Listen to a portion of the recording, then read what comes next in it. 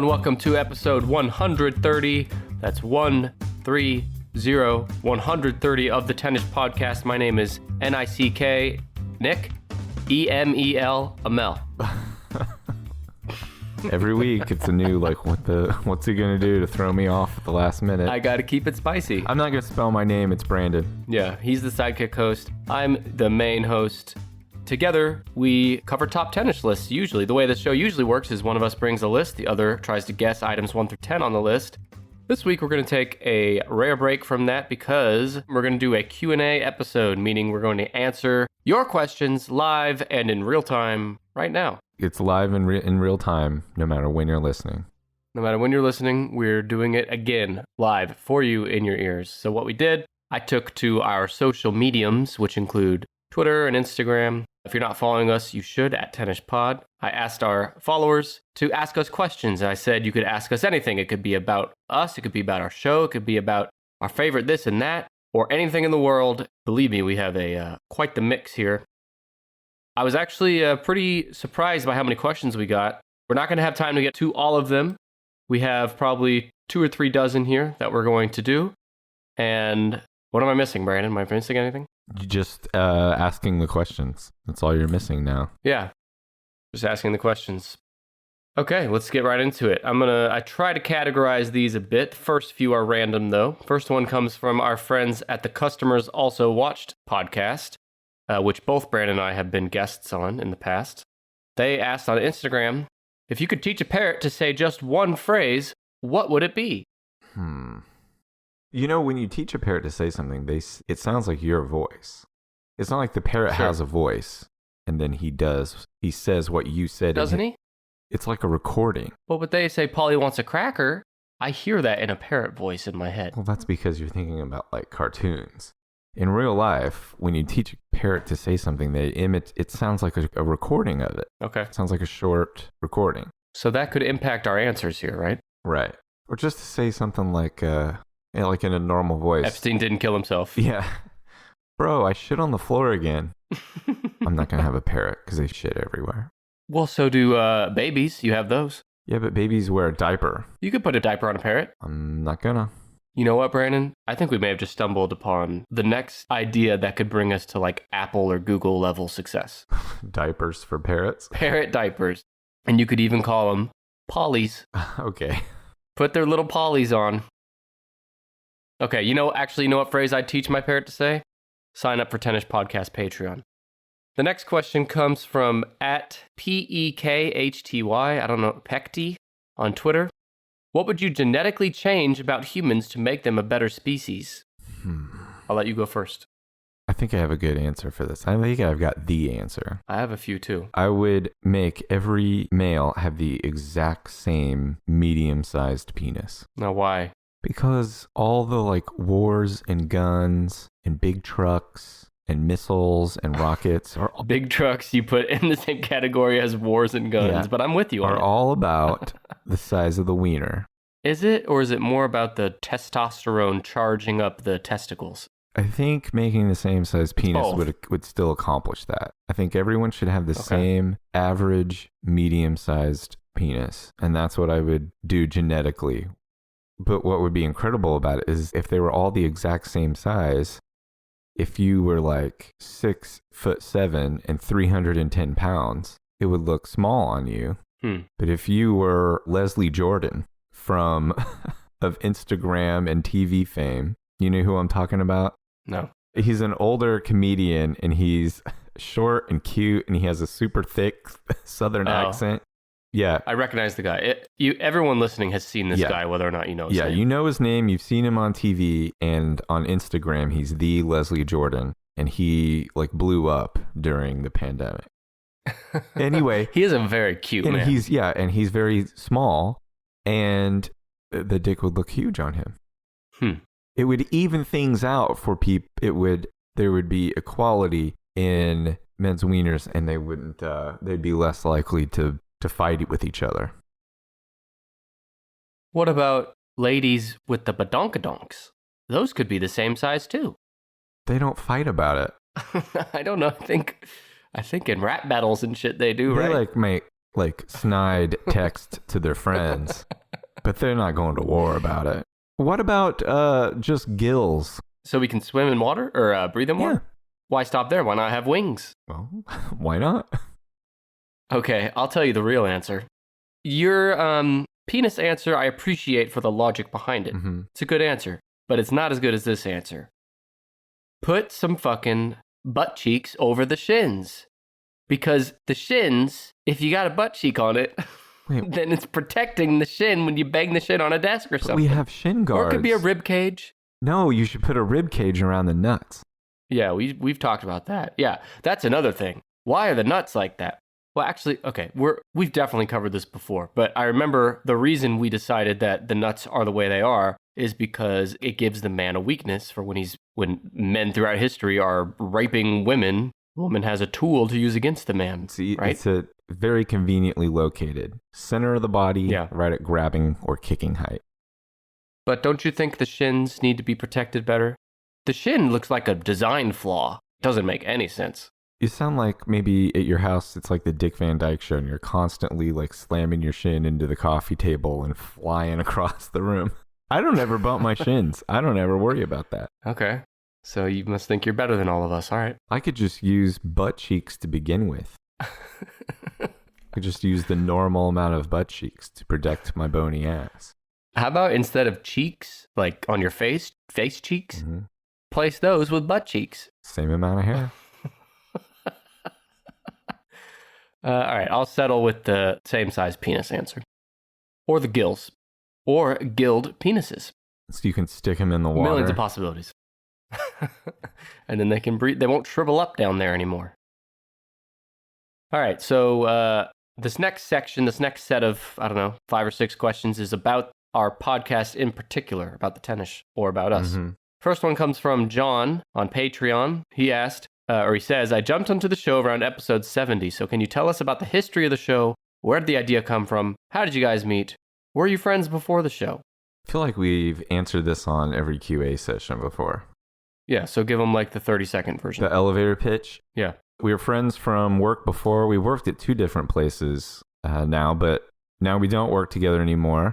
Mm-hmm. But anyway, that's where we started hanging out. And when we travel, one of the things we do to pass the time when you're stuck in an airport is look up a list of something, make the other one guess it, and give each other a bunch of shit about not getting any of the answers right. When we decided, let's do a podcast, that's one of the ideas we came up with, and we tried it, and it worked, and now you're listening to it. Well, you left out a crucial detail. That's one of the ideas we came up with. The first idea was the 20 millionth true crime podcast that we recorded but never released. Isn't it great? Like, I mean, technically we would have been jumping on it at the exact same time that everyone else was also jumping on it. Yeah, and shout out to all the true crime podcasters listening right now. We love you, but the space is too crowded for us. So we tried it. It didn't work. We have nothing to contribute.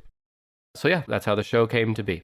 Hipster Doofus on Twitter asks, tell me more about how the big, sexy tennis sausage is made. Oh, baby. How long does it usually take to research a topic? How many topics in advance do you have in the can? How long would an unedited episode run? Let me answer the one part of this first. How many topics in advance do you have in the can? Not enough is the answer. I feel like we're doing okay at the moment, actually. But normally, I'm always stressed about... You could have just stopped that answer at the word stressed. Yeah, true. I just feel like I'm always behind and never ahead. But what are you going to do? We do not record like months or weeks in advance. Typically, it's like the week before an episode releases when we record it. You know what you need? Chill pill. Well, do you remember the drug episode we just did? Oh, yeah. Oxycontin. I could use 1 through 10. An Oxycontin. Yeah. The original chill pill. Uh-huh.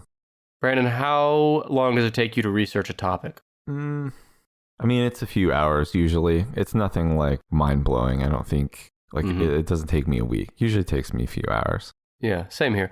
You know, sometimes a topic deserves more research, but you have to remember that we're covering 10 items and we're listing facts and trivia about each thing. And we have to do that in an hour-ish each week. So you can only dedicate so much research to any one thing. So it ends up being a few hours a week for both of us. How long would an unedited episode run?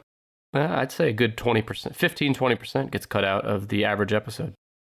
I've actually toyed with the idea of posting unedited episodes on like a upgraded Patreon tier. So maybe that's something I'll do someday. Yeah, if you want to hear a bunch of ums and talking over each other. That's good stuff. From Steve on Instagram, what was the biggest surprise when you researched it? I don't know if I've had any huge surprises, but the greatest music albums was not what I had expected. Like the last time I had looked it up, I think was the previous list, and then they had updated the list. Oh, right. The Rolling Stone list. Mm-hmm. Yeah, I'd agree with that. But I came around and I appreciate some of the stuff that I still feel... You reached around on who? I still feel like they put some stuff in the top 10 that maybe doesn't deserve to be there, but I respect it more now. Yeah, I'm with you on that. There's been, I'm like having trouble thinking of specific examples, but there's definitely been lists where like I expected something to run away with the number one spot, and it didn't.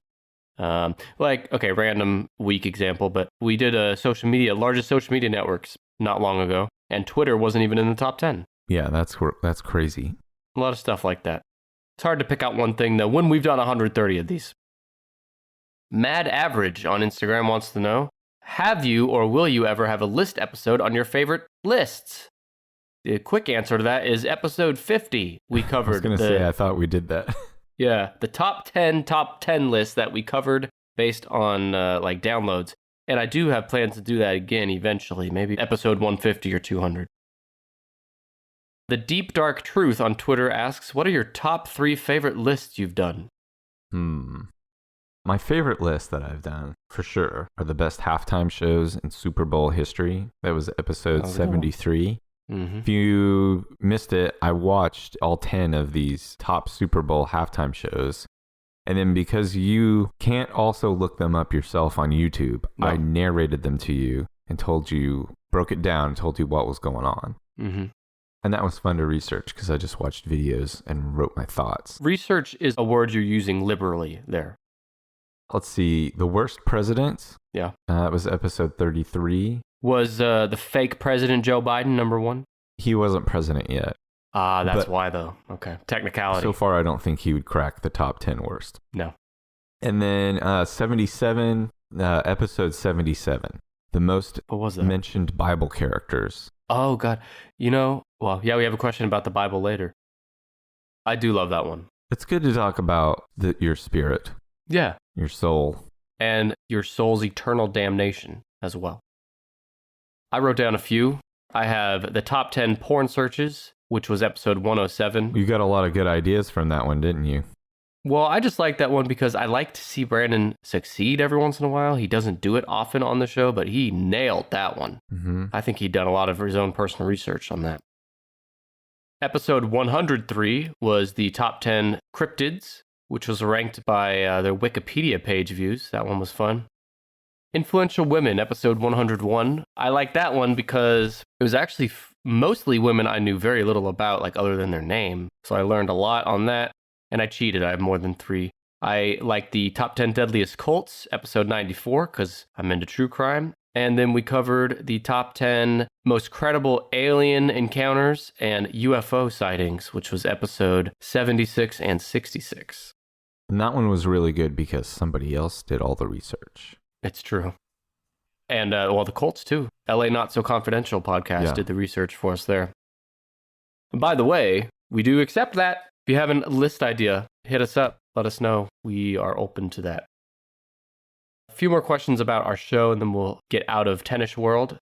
Matt on Instagram wants to know, what's the biggest change from your earlier episodes that you're glad you made? Well, the short answer to that is better fucking microphones. Other than that, I don't know. Other than that, I can't even think of anything. I'd say that we've gotten better about being efficient with our time. If you were to chart the first 50 episodes versus the last 50 episodes, I think the first 50 were like generally 25% longer per episode. A lot of yakking, a lot of ums. Yeah. A lot of gum flapping. So I think we're just, we've kind of narrowed in on our lane, and we're just a little more efficient with our time. Our friends at Ye Old Crime Podcast on Twitter ask, and I quote, "How are your voices so fucking smooth? Like, seriously." It's the microphones. You gotta get right up close to the microphone where your lips or whiskers are touching it. If you don't have whiskers, make sure your lips are touching it. You gotta kiss it. You kiss your mother with that mouth? No, just the microphone. What mic do I have?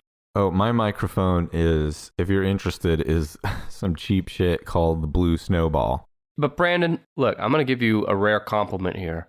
And we've gotten a lot of compliments about this over the years. Brandon has a very good radio voice.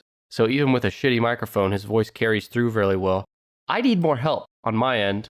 So I use a little more expensive, I mean, still very affordable, relatively speaking, but a step up from the Blue Snowball, which is the AKG Pro Audio Lyra Ultra HD 4-capsule multi-capture microphone. God damn. It's on Amazon. It also helps your voice to not take care of it at all. You drink a lot of hot coffee and inhale smoke into your throat. Yes. Yeah, you'll be... And gargle with dirty puddle water. Yeah. Okay, so the Bible. We just mentioned your Bible episode. Mm-hmm. Pekdi on Twitter asked, will you ever do another Bible-themed episode so we can get more Bible stories from Brandon? Do not have that topic on my list. However, I would like to, if anyone has any ideas about how to list up the Bible, feel free to shoot me those ideas on Twitter at SidekickHost. There are tons of stories in the Bible, but yeah, the problem is just figuring out a way to list them and to do it in a way that will also make some kind of sense to Nick to guess it. What about like top 10 movie adaptations or... Oh yeah, that's a good... See? You should have a podcast on this. Top 10 times God was a ruthless asshole. Fucking smote someone. Hey, you know the story of Lot and Sodom and Gomorrah, and then his, his wife? I mean, roughly. Vaguely, yes, right? So yeah. I think everyone knows the main details, that Lot was a dude that lived in Sodom and or Gomorrah. He actually lived in Sodom. It was wicked and it was destroyed, but Lot was warned and he left, but the warning also came with another warning. Get out of the city and don't turn around and look. And his wife turned around and looked, and she turned into a pillar of salt. I'm sorry. I forgot that part. But to warn Lot that Sodom and Gomorrah were going to be destroyed, he sent 2 angels to his house to tell him. And when the angels got there, they were so hot and hunky, that all the horny perverts in Sodom started banging on the doors of Lot's wife. They were like, give us those 2 men so that we may fuck them. Was it John Travolta as Michael from that movie? He was hunky and he smelled like cookies. Yeah. But instead, Lot was like, hey, instead of fucking these angels, how about my daughters? And he was like, how about have sex with my daughters instead? They're virgins. Yeah, that's what you do back then. And they were like, no, we don't want them. We want them. Wait, I'm sorry. I'm confused. The daughters are clearly girls, and the angels are men. Yes. So who is this at the door wanting to fuck them? Literal sodomite. That's where the names sodomite and sodomy come from. Okay, you're right. Yeah, they wanted to make love. They just want to fuck anything. Yeah. That was part of the problem there, why it had to be destroyed. These guys were so horned up, they were ready to break in and rape a couple angels. Yeah, it's just par for the course back then. Pekti, you got what you wanted. Bible story. Oh, okay. I was going to ask why are you telling me all this? And the answer is just, hey, do you remember that? Yeah, bonus Bible story for at Pekti on Twitter. I was reading about it the other day. Why? I don't know, it came up. I was on the toilet. I was like, I'll read about Lot. Thanks for that. William Jack Thomas on Instagram wants to know, have you guys ever had personal conflicts behind the scenes relative to making the show that created friction? Maybe a moment that nearly broke the show. Brandon, I'll let you go first. I don't think so. I think any personal conflicts we just had while we were recording the podcast. And I very professionally edited them out. No, I mean, we even stopped working with each other while we were doing the show. It's made the timing sometime more difficult, but that's it, as far as I know. Unlike a lot of pods, I mean, even pre-COVID, we never recorded in person. So job changes and moving like I'm about to do, that sort of thing hasn't had an impact on the show. So as long as I can keep the old man awake here, we will keep recording. Okay. Holly on Instagram wants to know, what's a top 10 idea that sounded great initially but didn't end up working out when you started researching it? I've tried to search for top 10 fattest celebrities many times. Never. I can never get it worked out. Huh. You could do tallest or shortest. I've tried those too. Honestly, most ideas sound good initially, and then after like a couple minutes of searching, you realize they're either too specific or they're like way outside of, you know, the other hosts at like area of knowledge, even like a passing area of familiarity. And then some of them you just find out like, oh, this isn't very interesting. Yeah. But yeah, there has been a handful of times where that's happened to me where like, well, I'd say there's been dozens of times where I had an idea in my head and I try to find something to use on the internet and I can't find anything, like kind of what Brandon was just saying. There's been other times, fewer times, where I find an idea, I find a list to use on the internet, like a source, and I start making my notes, and then at some point I realize this isn't fucking funny or interesting, or Brandon's going to yell at me. So then I just don't do it. You know, shut it down. Kent on Instagram wants to know, how do you both keep the thirsty hoes from knocking down your doors all day, every day? Brandon? Well, you have got to double lock all your doors and keep your hose hydrated. Keep your hose hydrated. Well, it's kind of like thirsty means the horny, story right? you mentioned the story of Lot, and the two hunky angels came, and everyone in the village came and started knocking on the door saying, extremely thirsty for angel jizz. Well, maybe that's you and I here. Are we the angels in this scenario, Brandon? Could it be? Got to keep those hoes hydrated. I'll give you a series of numbers, and you tell me, are there more or less hoes of that number knocking on your door every day? Okay? 0 to 100 hoes. 0. Are there 0 to 100 hoes? You say 0? 0 hoes. Huh. You must be doing something wrong then. All right. Well, if you need advice on how to keep them at bay, let me know.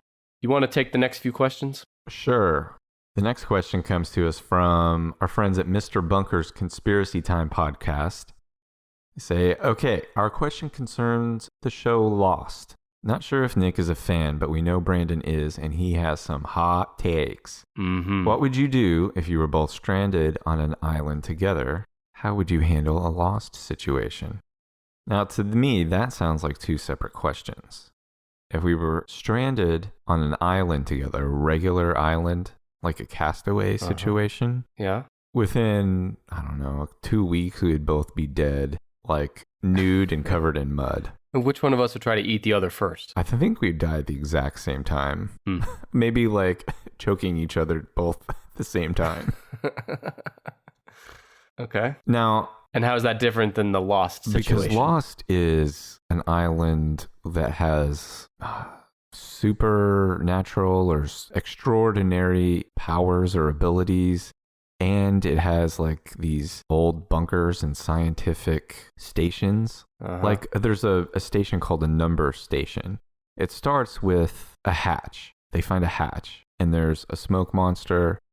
Oh God, there's so much mystery and intrigue. Anyway, for someone who has seen Lost, mystery and intrigue. For someone who has seen Lost, they'll understand my answer here.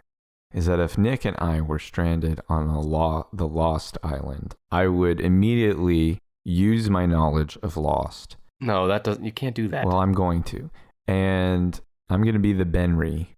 I'm going to be the Ben in this situation, the other Ben. And I'm going to fool Nick and trick him and somehow get him into the Orchid Station and zap him so that he comes out on the other side in the desert. Why? Well, why are you doing that technically to me? It would save you because you would be off the island back in the mainland. Yeah, but I don't think that's the spirit of your intention there. Well, Lost is a place where your true inside shows, and evidently I'm a villain. Okay, well, first of all, you can't use your knowledge of Lost in the Lost scenario because in the Lost scenario, we are living Lost. There's not... God, you just... I have my answer. Okay, well... I take this question as just basically a castaway situation. And in that scenario, I guess you covered it already. We'd both be dead within 2 weeks. You think what would you eat? You'd eat the fish and the crabs and shit, right? And coconuts? You can't, if you drink too much coconut water, you get the shits. Remember Tom Hanks getting the shits? No. He did. He got the shits. Okay. From the coconut Take water. your word for it. So Doomsday Podcast on Twitter wants to know, and I know they're not asking me this. Huh, are you sure? They say, how you still Let's hear the question first and decide if they're talking to you or me. Okay, they say, how you still sleeping on Goodfellas? Interesting. I wonder who they're referring to there as you. Well, I have seen it. Oh, you have seen it. Oh, okay. Yeah, I mean, I know it's a good movie. Yeah. I know I would like it if I made myself sit down and watch it. The reason I haven't is because there is so much shit on my list of stuff to watch. Like, shit that I'll never get to because there's so much, and it's being added to all the time. That the time for me to go back and watch older movies that I know I'll enjoy, but this sounds like a very stupid excuse. You got nothing but time commitment. How often do you go back and watch old movies that you've already seen? But you have not seen it. Well, and if you want the answer to how often do I go back and watch an old movie that I've never seen, I watched Escape from Alcatraz, the 1979 movie with Clint Eastwood, for the first time today. Oh, well, that's Clint Eastwood. That's different. Okay. Well, why is it different? Because all of his best movies are from the 60s and 70s. No, you're still... Okay, let's move on because you're... All right. You're looking like a fool. You just want to get to the next question because you're fucking pathetic. Your ego is showing. All right, I'm skipping it. I'll ask it. This comes from Ashley on Patreon. For the star Brandon, that's the part I knew he wanted to get to. What lies beneath the Jedi Temple on... Coruscant. I wanted to say croissant. Since Nick couldn't give a good enough Star Wars quiz. She's referring to a Patreon episode I did where I quizzed Brandon on Star Wars. He got a C, by the way. So, Brandon, what lies beneath the Jedi Temple on Coruscant? Coruscant. Okay. What lies beneath the Jedi Temple on Coruscant is an ancient Sith shrine. Okay. That's the real answer. Where is that answer given? Is it like said in passing in some dialogue, or is it part of the extended universe? Yeah, part of the novels that are canon. Do you remember Grand Moff Tarkin? No. Well, yeah, there are books about him. He's a guy in Star Wars. And there are books about him, and he's the highest ranking officer in the Empire. He's the highest ranking officer. So it's like the Emperor, and then Darth Vader, and then Grand Moff Tarkin, right? Okay. And in the books about him, he talks about that there's an ancient Sith shrine under there, and that his name was Grandma Tarkin? Grand Moff. Grandma Tarkin. It does sound like grandma. Grand Moff. Do you remember how shitty and stupid the last movie was? Yeah. Star Wars with the Emperor? Okay. Go back and listen to our review of that movie. He did look cool. He looked real freaky, but it was just like, I'm back. The whole, God, I don't want to get into it again, but the whole, it's just so stupid because, like, the whole premise of the movie is that, okay, we're going to disregard all the prior movies to this and just start over. Also, he sent a radio broadcast across the galaxy. So, what's wrong with that? And saying, surprise, bitches, I'm back. Also, I'm not going to attack for several more days. Heads up. Sorry. It is true, though. He says that, and then he gives him all the time in the world to come up with the plan and to find him. And then he just sits there, and they show up, and he's like, good. But also, there's no stakes in this movie, because who's to say when you kill him this time, he won't just come back again? Like, it all just seems like a waste of time to me. It would be great if they killed him.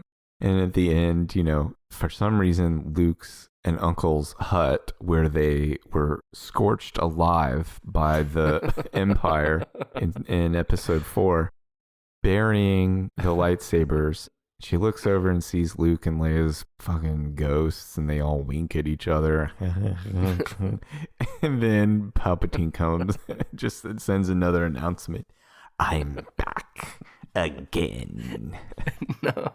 I love if the movie ended the way it did, the real way, and then the next movie, when the next trilogy starts, and then it starts then. That the plot just goes on that the Emperor sent. The opening crawl says, holy fuck, comma, he came back again. Somehow. And then I'd love if every Star Wars movie from here on out was just inexplicably the same. Fuck you, I'll never die. All right, so that's Star Wars.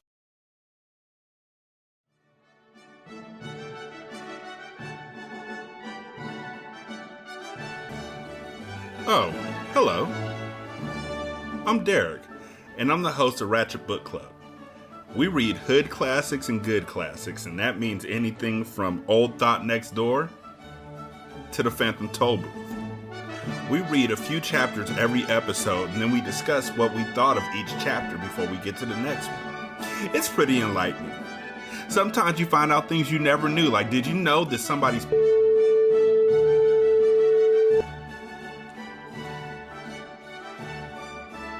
Ratchet Book Club. We're available on Spotify, iTunes, Anchor, and anywhere else you really could think of good fucking podcasts should be at. What is the next question? From Up All Night Podcast on Instagram, they ask, what is each of your favorite horror movies? I think I've mentioned mine before. My favorite horror movie, favorite horror movie is The Shining. Yeah. But my other favorite horror movie is The Exorcist. Yep. Can't go wrong with either of those choices. What? Give me a third one that's like maybe one that's not such a obvious choice, something most people would say. Does that make sense? I saw The Invisible Man within the last year. Yeah. And good. I don't think a lot of people saw it. I don't think a lot of people realized it was like supposed to be part of the relaunch of like the Universal Monster franchise. Mm-hmm. But for a movie that was supposed to be part of launching a franchise, it was really, really good. Yep. It came out like a month before the pandemic or the quarantine started in America. Yeah, but it probably killed it a little bit. Shining and Exorcist are two really good choices. Some that are coming to mind for me, I don't have an official ranking in my head, but the original Saw, and I know Saw is kind of a laugh line now because of how many sequels and all that, but just the original Saw by itself. Right, the first time you saw it, just your mind broke. Like, it's such a unique plot that had never been done before, and the ending is so good, the twist at the end, I love it. So the original Saw comes to mind, the original Blair Witch Project. Mm-hmm. We've talked about it on the show, so I won't go into it, but I think it's just a near perfect film. Also, The Witch, that came out in, I want to say 2015 or so. Of recent years, at least, is one of my favorite horror films. I also like The Witch. Of maybe any movie I've seen, other than maybe The Shining, the ambiance in The Witch is so palpable. You get such a sense of place there. What am I trying to say? Like the tone, the atmosphere. The tone, it's just like so, the atmosphere is so... Well, the tension perfect. Switches in the movie from being about the witch and the disappearance of the baby, then there's tension with the family and how they'll survive, but also they're falling apart and their superstition. Yeah. Yep. It's a great movie. Eric on Patreon asks, what are our top 5 albums of all time? I wrote mine down. Mine are, and this isn't in any order, Shotgun Willie by Willie Nelson. Kid A, that's a Radiohead album. Mm-hmm. The Soft Bulletin by the Flaming Lips. Led Zeppelin 4, and Graceland by Paul Simon. No Beatles. Interesting. Mm-mm. My 5, also in no order. Unplugged album by Nirvana. Black Gives Way to Blue by Alice in Chains. By the Way by Red Hot Chili Peppers. Black Album by Metallica. I struggled with my 5th. If you ask me again tomorrow, I might change this, but for now, Melophobia by Cage the Elephant is in my top 5. There you go, Eric. There you go. Eric's probably like, these guys fucking dog shit takes. Right? Julie on Patreon asks, what are your favorite animated series? I will like and still watch every once in a while Batman the Animated Series. I bought the whole thing, and then it turned out to be fucking included with HBO Max. You fucking idiot. Batman the Animated Series, Adventure Time, South Park. I know that the animation in South Park is technically not good, but I think like the funny things they do with that, the limits of that imitation, make it funnier. The Simpsons seasons like 3 through 8 or 9 are still my favorites.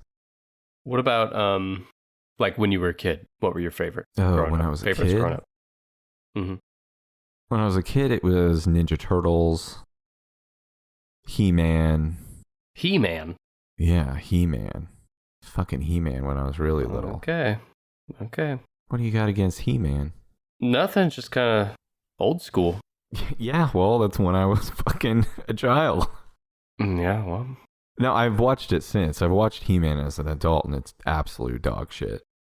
Yeah, well, it was always dog shit, but I wrote down a few SpongeBob SquarePants. I grew up with it, came out when I was like 9 or 10, and I watched its entire run, like, like maybe way too old, like into college and shit. It's a quality show. And I haven't watched any of the newer seasons, like, but it's a really fucking good show. Kids can love it, and adults, all ages. SpongeBob.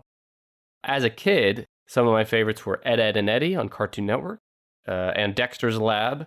I know all three of those are after Brandy's time. Mm-hmm.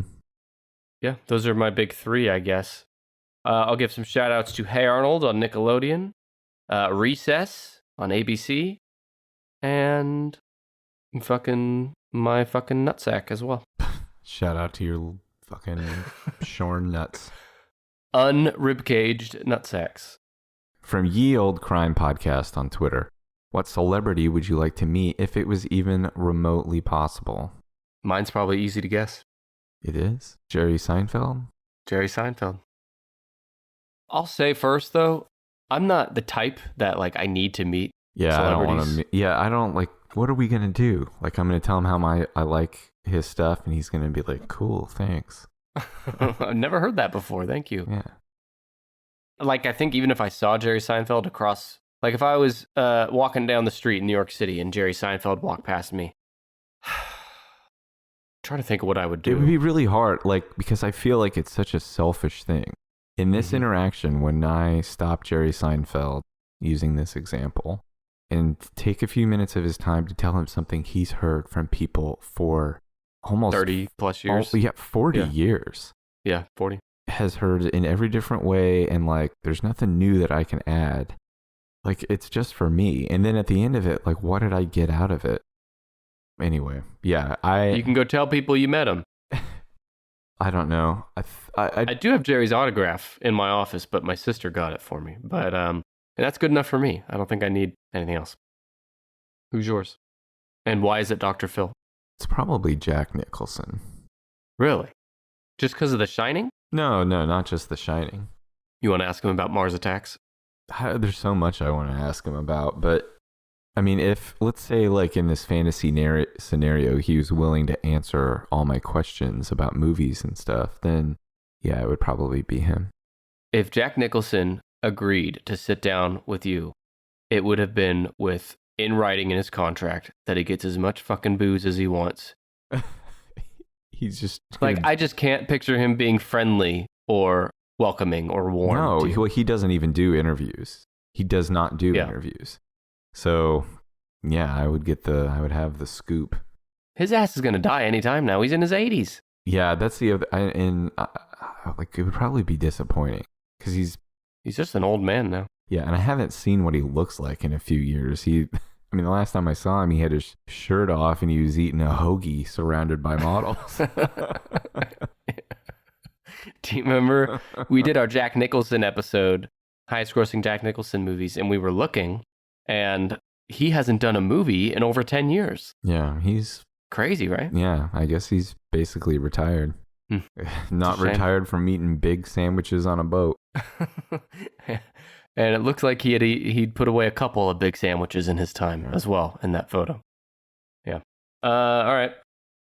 From Matthew on Instagram, he asks, if you were an Animorph, what animal would you turn into? Brandon, can you remind the folks at home, what is an Animorph? Animorphs was this series of books for, what would you say, like 12-year-olds? Yeah, it's like the young adult genre, which is like 12. Yeah, they're books about kids who, I didn't actually read them. Do they get the power to turn into an animal? And I don't know if it's a blessing or a curse. It's a blessing. They use it to fight crime. Okay, well, that's how I took it, to be a blessing. And I picked a monkey. No, wait. You can't just end there and give your choice. If you're listening to our voices right now, which are very smooth according to one of those questions earlier, you need to go to Google right now, pause the show, go to Google and type in Animorphs and look at some of the pictures of the book covers and then come back to us. And now, Brandon, give your answer. See, I would pick a monkey because I'm thinking, God damn it, these pictures.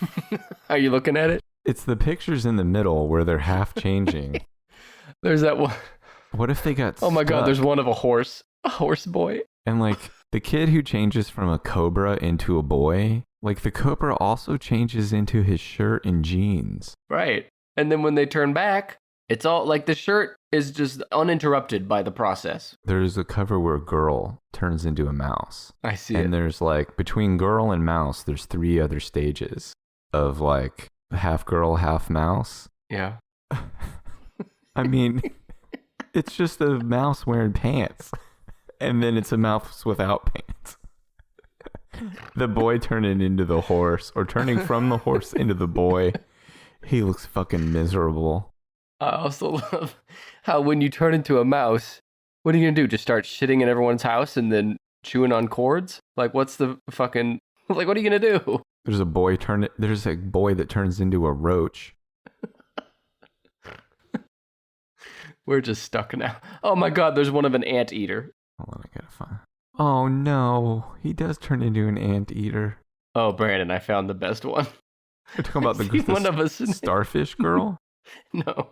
So I clicked on the anteater, and from the anteater under the recommended, the first one is a snake. Below it, do you see it?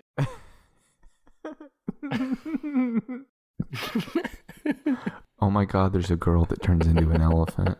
And you have to look, there's the picture right after she's a girl. Look at her face, the nose and the tusks. Okay. Do you see the picture? Look at the one that I found. Oh my God. I'm gonna send it, fuck. All right. Look at the one in the very middle.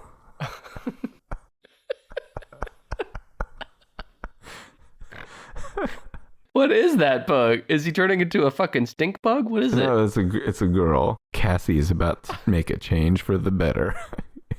Oh, I fucking disagree with that premise. Everyone out there, look up Animorphs: The Sickness, and you'll see this girl. I can't see. I guess it depends on how it's like a glass is half empty or half full. I interpret this picture of her turning as a curse. Well, what is that? An alien? A slug? I picture her turning from the slug into the girl, but you're seeing it as her going from girl into slug. Well, I mean, that's the first one. I mean, they go back and forth, but they start as people. Oh, this isn't a book about a slug named Cassie. Okay, fucking no more Animorphs. All right, my real answer, though, is eagle. You want to know why? Because I can fly, I'm respected, I'm endangered, so no one's going to fuck with me, and I look cool as fuck. There you go. Eagle. They have really good eyesight, too, right? Do they really? Or is that a myth? I don't know. Don't know. We'll never know. Jack on Instagram asks, what's the best new movie you've seen during the pandemic? Well, Jack, I actually do not see a lot of new movies. And there were also not a lot of new movies out last year because of the pandemic. But there was plenty. My answer from before is my same answer now. The Invisible Man. Mm-hmm. I think it's the best new movie I've seen since the pandemic. I thought about this for a while. I wrote down 4 that came to mind. First is the new Borat on Amazon Prime. Mm-hmm. I did see that. It's amazing. Second is Soul, the new Disney and Pixar movie that came out on Disney+. Mm-hmm. It's good. Third is Tenet, the Christopher Nolan movie. Yeah, I haven't seen it. And fourth, I actually didn't love this movie, but the premise of it was so fascinating that I wrote it down anyway. It's called Antebellum. It's hard to describe it without giving spoilers, but it's about slavery. There's a big twist in it. It's kind of like a thriller movie. It's good. There you go. Slavery's bad. That's what they tell me. Well, you're listening now to episode 130, the historic episode 130. You might be wondering, what's next on episode 131? If you want a sneak peek, all you got to do is sign up for our free newsletter, because our newsletter subscribers are the first to see upcoming topics, so you can find out what we're going to do the whole month of May. If you just take 30 seconds now and sign up for our free email newsletter, go to tennishpod.com/newsletter. All we need is an email address and your social security number, and we'll send you our newsletter on the first Friday of every month. It also includes Brandon's exclusive blog, The Sidekick Corner. Just go to tennishpod.com/newsletter to sign up. Mm-hmm.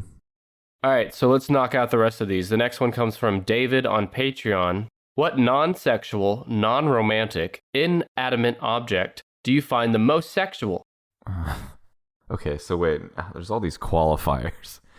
Inanimate. Yeah. And wait, it's not sexual? Non-sexual. So he clarified, things like dildos and fleshlights don't count. Of course. You pervert. Okay. So it'd be, like I'll read off a few and you tell me, do you find these items sexy or not? Uh-huh. Sandwich. No. Not sexy. Okay. Hot take. I mean, like, you're talking about like an Arby's roast beef. I'm talking you could use your imagination, but it's still not sexy. How about toaster? No. Rug. Bug or rug? Rug. No. The answer was also no for bug. I'm running out here. I don't know. I mean, is rug like a bush? No, just a fucking rug on your floor. Okay. I mean, I feel like you're just being difficult and you don't find any of these items sexy. What do you want me to do? I guess, I don't know, maybe I'm impotent. Maybe this is how I found out I was impotent. I couldn't get it up for a rug. You could roll the rug up. I mean. That's right. All right. So I'll give my answer as... I actually have an answer for this. Okay. Please help me. Do you have AirPods? My wife does. The Apple products, the pod. Yeah. That the AirPods come in is so perfectly like a little just round Tic Tac looking thing. Mm-hmm. I guess there's something kind of sexy about that. Okay. And true or false? I'm using an I statement for you. I have had sex with my AirPods carrier. True or false? False. Okay. There's no way to do that. Well, depends. Not very creative, I guess. Julie on Patreon wants to know, Brandon, how's your blow-up family doing? Haven't heard anything about them in a while. Thanks in advance for answering with your German accent. Okay. Mine inflated. It's really hard to do it. I have to think about like all the Nazis I've ever heard in Indiana Jones movies. Uh-huh. Mine inflated family is kaput. Kaput? Say have been deflated. I'm going to name my company after the mighty Pooh. If you hear him refer to his wife or his kids, there's a theory out there that they're actually blow-up inflatable family. Nobody thinks that. Okay, well, we have proof right here. 2002.jdlb on Instagram wants to know, this is an important question, if teeth come out of your ass, do you go to the dentist or the surgeon? Is it like they grow out of your ass or you poop them? I think they grow out. The same way your teeth are part of your mouth. Teeth are not part of your ass.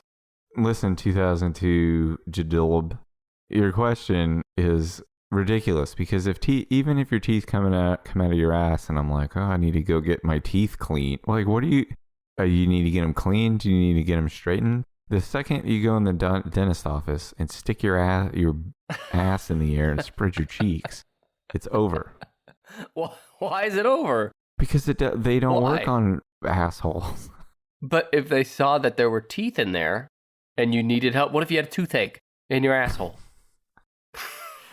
Doc, you got to help me. I've got a really bad toothache. All right, well, climb in this chair and I'll put this bib on you. No, Are you going to continue? Yeah, you're on your knees with your ass in the air. I think the dentist at first would he be says, like... he says, I quit. Well, first of all, shame on you for assuming it's a man, you fucking sexist. But secondly... My dentist is a man. That's who I was picturing. Okay. Dr. Howell. In your case, Dr. Howell would at first be like, this is ridiculous, can't do this, I'm going to quit, blah, blah, blah. But then when you explain, no, please don't leave, there's actual teeth in here. And he gets a look. Am I talking with my toothed ass? No, you're talking normal, don't be fucking ridiculous. But when he sees there's teeth in there as a dentist, it's his duty, right? I mean, don't you think there's some dentists that would be like, okay, this is gross, this is weird. We need to move on for this. He pulls the teeth. From Hindsight Movie Reviews on Twitter, would you rather wear for a year Flava Flav's clock or Mr. Peanut's monocle and top hat? This is very easy for me. I kind of pictured you in the monocle and top hat anyway, already. No, the monocle would give me a headache, and it's too pretentious. What's the point of a monocle? Why not just wear glasses? Exactly. Okay. So you're going with the clock? Yeah. I guess it'd be convenient because you'd always know the time without having to pull out that pesky phone. The clock at least tells people that it's party time. Sure. Up All Night again on Instagram wants to know, what video games are you currently playing through?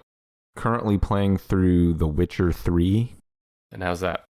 It's okay. Wow. It's got like Game of the Year, and I know people really love it, but maybe I'm just not in the mood to like figure out all the ins and outs of another RPG where I have to like spend points on my skills and stuff. Like, I have to do enough of that shit in real life. Why can't I just, be the fucking Incredible Hulk when I play a video game? I think you just got the wrong game. Because there are Hulk games out there. Well, the game I want is on PlayStation 5. Oh, well then buy PlayStation 5. I'm trying to. Besides playing Mario games with my kids, I did just finish an RPG called Bug Fables on the Nintendo Switch. It's an indie game. I bought it for $20. It's modeled very closely after Paper Mario: The Thousand Year Door. So if you're into that Paper Mario series, the original Paper Mario series, you would love Bug Fables, and I highly recommend it. Next is Holly on Instagram. What is Nick's favorite condiment for hot dogs besides the general aroma of the Atlanta airport? I don't know why she asked this question of me, but because I don't enjoy the general aroma of the Atlanta airport. Find it tacky. Anyone that eats over a trash can there should be fucking ashamed of themselves. That said, my favorite condiment for a hot dog. Another hot dog. I said I like ketchup once, and you fucking act like I fucking drilled the nails into Jesus' hands myself. Ketchup on a hot dog is good. It's not my favorite. I don't know, fucking cheese, I guess. Cheese on a hot dog's pretty good. Not mustard? No, cheese. You got a hearing problem? Should have been mustard. Speaking of hot dogs, Brandon, I'm sure you like hot dogs on your pizza. What's your favorite pizza? What's the best pizza you've ever had? This question comes from Pineapple Pizza Podcast on Twitter. I've had pizza in New York and in places that are like famous for pizza, but I can't remember the names of any of those places. And I don't know. Same here. I don't know that I landed on like some of the best pizzas in the city. So my best pizzas are all pizzas that I know locally here. Hideaway. Yeah, my favorite pizza locally is Hideaway Pizza. Same here. There's a chain throughout Oklahoma. I think they might have maybe a couple outside of Oklahoma. It's good pizza. And you can get pineapple on your pizza at Hideaway. What's your take on pineapple on pizza? You for or against? 4. Yep, same here. My other favorite pizza place around here is a Chicago-style pizza place called Savastano's. I love Savastano's. Brandon, let's go get some pizza after the show. I know, it's too bad that nobody listening to this probably lives where they could eat Savastano's pizza, but if you live within like a 2-hour drive of Bixby, Oklahoma, it's worth your time to make a trip to Savastano's. I will always get pineapple on a pizza when given the choice. Pineapple pizza is my favorite, and I also like to add bacon and jalapenos. Sweet and savory go together, and that's why pineapple works on pizza. Bex on Instagram. If you had to eat one food every day for the rest of your life, what would it be? Pizza. Is it pizza? Yeah, I'm not saying that as like an easy answer because we were just talking about pizza. It is pizza. For me, it's French fries. Pizza hot, pizza cold. You can do pizza hot, you can do pizza cold. I felt like there was a third stanza of that poem you were about to say, but no. Pizza hot, pizza cold, pizza new. Pizza never gets pizza old. Mold. David on Instagram, what's the spookiest or strangest thing that's ever happened to you in real life? This hasn't happened in a couple years, but there was 2 different times where I looked up and saw, for like a split second, a boy with blonde hair. Neither one of my kids have blonde hair. Like in my house, standing in the hallway. And just for like a split second, and never happened It's again. just the lighting. Maybe. And I don't know what it was. I'm not going to jump to the conclusion that it was like a ghost or anything. I never saw anything else. But at the time when it happened, it like scared the shit out of me. Have you considered that you're making this all up for attention? Possibly, yeah. We did cover in long form the scariest true stories from our lives on a Patreon bonus episode from like 2019. So you can go listen to that. I think I want to see a UFO too badly. Right. Because I want to see it so bad I'll never see it. Well, that's why you just make up that you've seen it and then write a book about it. Hey, I saw a UFO. That could be the title as well, working title. From Pod of Holding on Twitter, if you could exist in a fantasy world for one day, which world are you in and which character are you? And I tried to think about my answer for a minute on this, and I never did come up with a solid answer. Do you have one? I immediately knew the right answer was Han Solo. But, you say you'd want to be Han Solo for a day, and while he's fun to watch in the movies, think of how fucking stressful it is to be Han Solo for a day. He seems to be playing it cool. Well, that's just a defense mechanism to give off that he's playing it cool, but really, he's stressed the fuck out. He seems pretty chill. I do it. Not every fucking one of his days is like running from Darth Vader. No, not every day is like that. Some days you're just repairing your ship in a cold spaceport. Some days you're stuck in the ship all day long with your hairy dog friend. That's what you want your day to be spent doing? Yes. Every day of my life right now is spent at my desk with my hairy dog friend by my side. It's not that different. I know he's not literally on the run from Darth Vader every day, but he is on the run constantly because there's always someone that wants him. So he's always got to be looking over his shoulder even when he's doing nothing. Just like me, a naughty boy on the run. Okay. Yeah. Who would I choose? I don't know. I guess I'd be fucking Jigsaw. Ye Old Crime Podcast on Twitter. If you had access to a time machine, where would you go and why? I chose the future. I thought long and hard about this. Would I go to some point in the past? Would I want to see what it was like in the Middle Ages for a day or something? I didn't even think about the future. The future, because I'm very curious to know what the world looks like in 50 years, much less 1,000. If I time traveled 1,000 years in the future, I'd probably just land on a desert hellscape of nothing. If you watch Back to the Future 2 now, the future is such a fucking disappointment. Mm-hmm. There's nothing flying around except for bullets. We do have the video phone calls, though. Yeah, we got FaceTime. Great. For some reason, my brain did not consider the future a possibility. So I wrote down like a couple ideas. I could go back and I would stand on the south side of the street in Daly Plaza where I could see both the motorcade and look up into the 6th floor window. I would go check that out. That's a good one. I put stop 9/11 ? No, you couldn't do that. Haven't we talked about this before? Like, maybe. How could you stop 9/11? If you fell asleep tonight and you woke up on September 6th, 2001, in your body at your age when you were then, see, for you, it automatically like puts you at an extreme disadvantage. I was 11 going on 12. Right. I was 19, and even then, like, who's going to listen to a 19-year-old? Like, the first time you tell them, like, hey, there's 19 guys, and they're going to get on planes, and they're going to leave out of... See, you'd have to leave with, like, the knowledge you have now. I'm not an expert. I know that, like, there's an American Airlines flight and a United flight that hit the towers. So, when I wake up and I'm 11, I still have the knowledge that I have at my age now? Today? Yeah.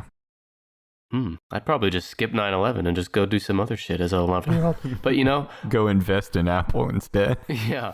Also, I don't know if I'd save 9/11 anyway, even if I could think of a way to do it, because as soon as you do and it turns out you were right, like let's say they listened to you and you stopped it, you're immediately like a prime suspect for all kinds of shit. It's your ass that's in Guantanamo Bay. Mm-hmm. And the other thing I wrote down was the Battle of Los Angeles. Huh, okay. You know what that is? Isn't that where, well, there's a theory that it was an alien invasion. There was UFOs over Los Angeles during the height of World War II. Mm-hmm. At first, there were fears that somehow the Japanese had like launched an attack over Los Angeles, but then it was a UFO that they shot at all night and nothing ever happened. They were shining spotlights and shooting at it, firing anti-aircraft shit at it, and they didn't do nothing to it. And I'd like to go check that out. Why didn't they just get up close to it at that point? I don't know. Take a look.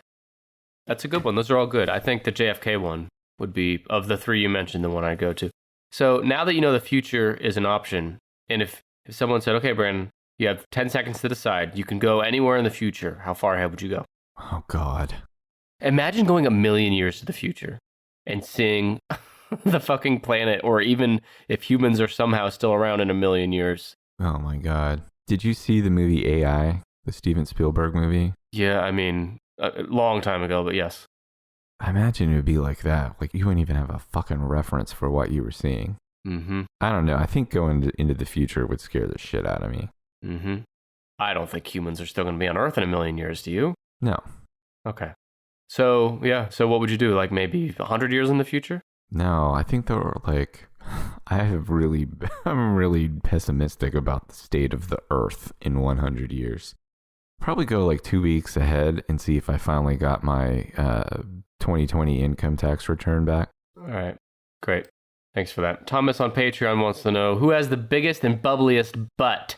In the world? He wasn't specific, yeah, so I think I'm going to say the world. Who has the biggest and bubbliest butt in the world? You know, we recently talked about this guy when we covered the longest running TV series, Christopher Maloney from Sexiest. It is so funny you brought him up because I was going to bring him up. He has a big bubble butt. He's got a big bubble butt. And everybody's talking about it. Like, yeah. They won't leave his butt alone. He does have truly hell of an ass. Am I right? Have you seen it? Yeah, it is a big old round butt. Yeah. He's the guy who plays, what is the show he's in? Not CSI. Law and Order SVU. Oh, Law and Order, that's it. He's the main lead male in that show. Okay, last question. It's also the same last question as our last Q&A episode. It's from Ian on Patreon. My persistent question, can I be in your will? Right? Ian, my persistent answer is you already are. You got it, buddy. Now, you might not like what you get from Brandon's will. Probably a couple hot dog buns in there. You won't like it, but you're in it. But you're in it. Yep. Same here. Well, thank you, everyone. I know we did not get enough time to get to every question, but we will do this again. I don't know, probably 20 or 25 episodes from now. We have done other Q&A episodes in the past. I have them here. They're episode 25, 45, 65, 85, 110, and now 130. We did it. Man, that was a marathon, Brandy. How are you feeling? Exhausted. All right, well, let's close out on a positive note with some quick podcast reviews. The first one comes from Jayhawk Mommy. That's a cute little name, huh? She's probably a fan of the University of Kansas. Yep. Or her kids go there, right? Maybe. Anyway, on Apple Podcasts, Jayhawk Mommy says, I am a true crime podcaster, so I tend to listen to a lot of true crime, but you can only handle so much death and misery before you break. Suit yourself. The Tennis podcast is the perfect antidote to doom and gloom. Both hosts are engaging and had me listening to the end. I felt lighter and more relaxed and can't wait to catch up with all other episodes. Brandon, I know you also feel light and relaxed whenever you're recording here with me, right? I don't feel doom and gloom. Okay. Yeah, I feel light and relaxed. That was a very nice review. Yep. Thank you, Jayhawk Mommy. And it's possible Jayhawk Mommy is a mother of a Jayhawk, Kansas University student. Could also be the mother of a bird. Right. That's a bird that's the mother of another bird, a Jayhawk bird. So, but more impressive if you're a bird and you wrote that review. Thank you either way. Super GJP on Apple Podcasts says, quote, very dope podcast between friends who don't sugarcoat their friendship one bit. Not sure what that means. We can't stop talking about how much we love each other. Well, I almost said earlier, if we did get stuck on that island like in Lost, I mean, Who knows how long it'd be before we started experimenting, am I right? You guys survived on this island with no food for 4 years. How did you do it? What did you eat? And we just look at each other and shrug and go, jizz. High in protein. The shrug, like, I didn't know it was a survival technique. Anyway, this review continues. Love the banter they give. Good facts and any interest that can be given to a top 10-ish. Don't worry about it. Highly recommend to listen. Yep, no, I'm not worrying about it. It was a kind review, so I'll take it. Thank you. Thank you. And if you want me to read your review, especially if you're a bird, if you are a bird and you're writing a review, include that in the review so I can give you full credit. Write a review and I'll read it. Apple Podcasts or Podchaser. Brandon, I feel like I've run a marathon. I think we need to end this thing, huh? Time to go towel off. Yep. We'll be back next week with a normal top 10 list episode. Until then, stay safe. Keep it real. Stay safe. I don't want anything to happen to you. You too.